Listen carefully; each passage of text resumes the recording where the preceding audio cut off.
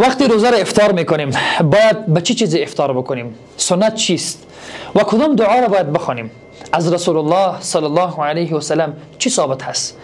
ابن عمر رضی الله عنه روایت میکنه پیغمبر صلی الله علیه و سلم هنگامی که روزه خود را افطار میکرد میگفت ذهب الظمأ وابتلت العروق و ثبت الاجر ان شاء الله.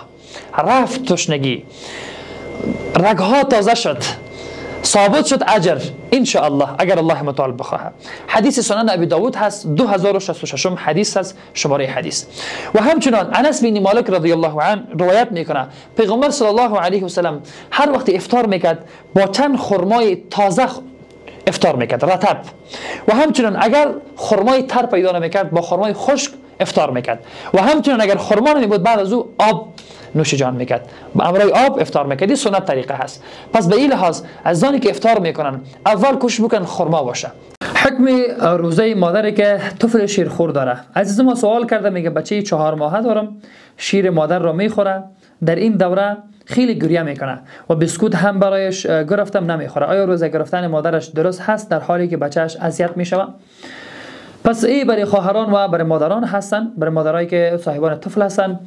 پس اینجا جواب، البته ما قسمی که از فتاوای هندیه، شامی، فتاوای یوسفیه ما جمع آوری کردیم برای عزیزا بیان بکنم که در صورتی که روزه مادر برای طفل شیرخوار ضرر جانی داشته باشه، یعنی ضرر داشته باشه، طفل دکتر بگه اگر شیر نتی برش مثلا یا کم خون می یا هم مریضی میشه یا هم رشد نمیکنه به این لحاظ، و همچنان مثل شیر مادر قطع شود، بسیار کم شود یا احتمال ضرر برای خود طفل داشته باشه، میگه در این صورت جواز داره برای یک زن که روزه خود را بخوره، کدام مشکل نداره. فتاوای هندیه جلد اول صفحه 207، فتاوای شامی جلد 2. نگفتنم این منظری زیبایی که شما میبینین بند امیر هست، پارک تفریحی افغانستان است، جایی که از دولت‌های مختلف از زاد اینجا میان به خاطر سیاحت و به خاطر تفریح.